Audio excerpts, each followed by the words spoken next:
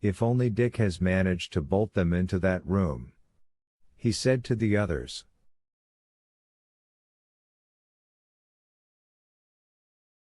"Go on, back to the well now.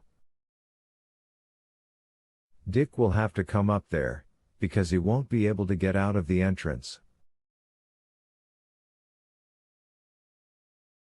They all went to the well. Dick had removed the old wooden cover, and it was lying on the ground. The children leaned over the hole of the well and waited anxiously. What was Dick doing? They could hear nothing from the well and they longed to know what was happening.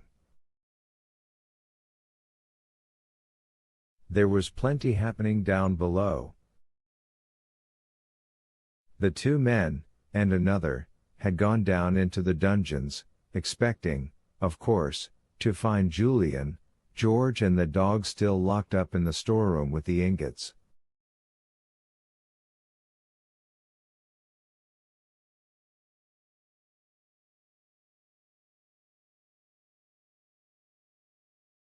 They passed the well shaft, not guessing that an excited small boy was hidden there, ready to slip out of the opening as soon as they had passed.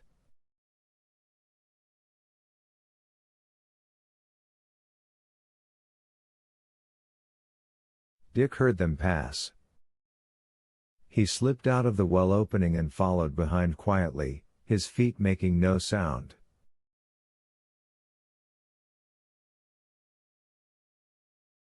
He could see the beams made by the men's powerful torches, and with his heart thumping loudly he crept along the smelly old passages, between great caves, until the men turned into the wide passage where the store cave lay.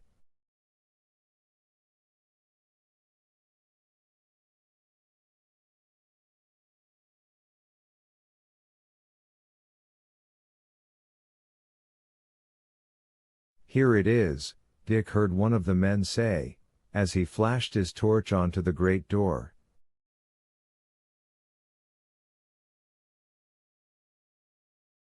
"The gold's in there, so are the kids." The man unbolted the door at top and bottom.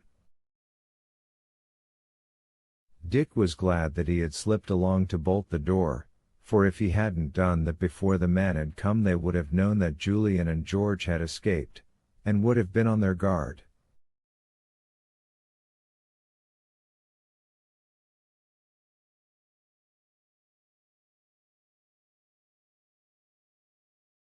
The man opened the door and stepped inside.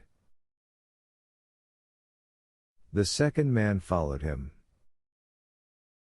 Dick crept as close as he dared, waiting for the third man to go in too.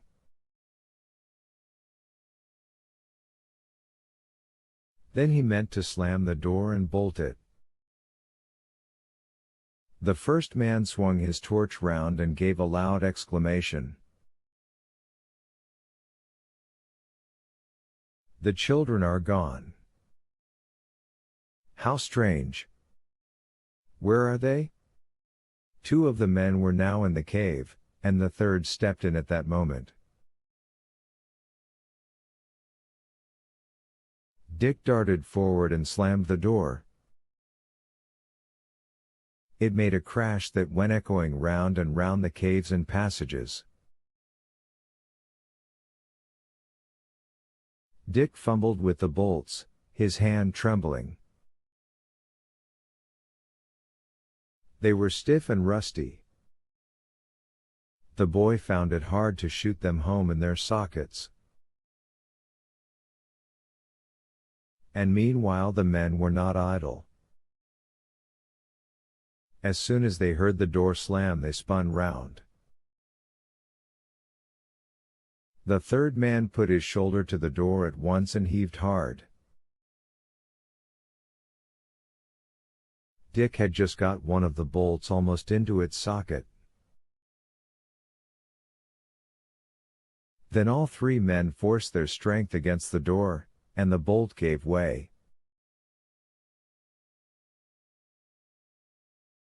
Dick stared in horror, The door was opening. He turned and fled down the dark passage.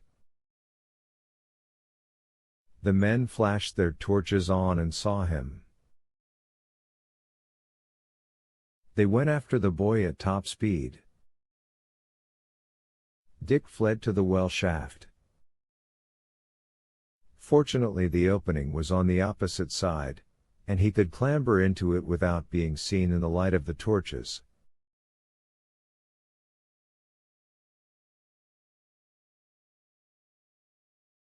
The boy only just had time to squeeze through into the shaft before the three men came running by.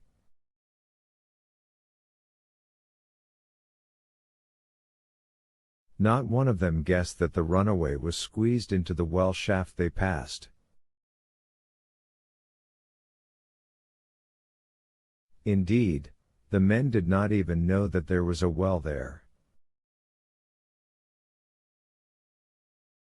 Trembling from head to foot, Dick began to climb the rope he had left dangling from the rungs of the iron ladder.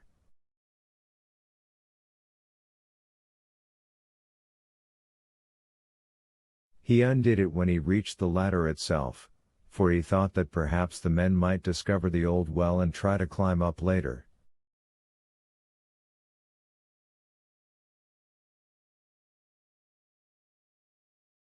They would not be able to do that if there was no rope dangling down. The boy climbed up the ladder quickly, and squeezed round the stone slab near the top.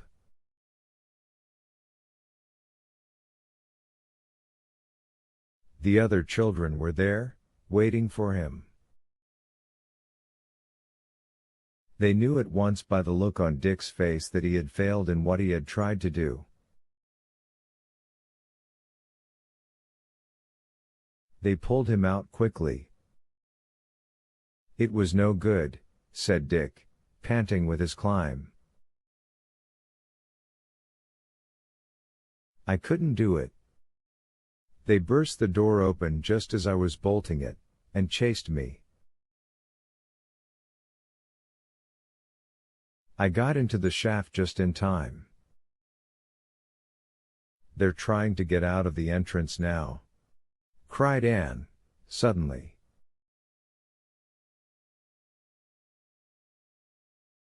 "Quick! What shall we do?"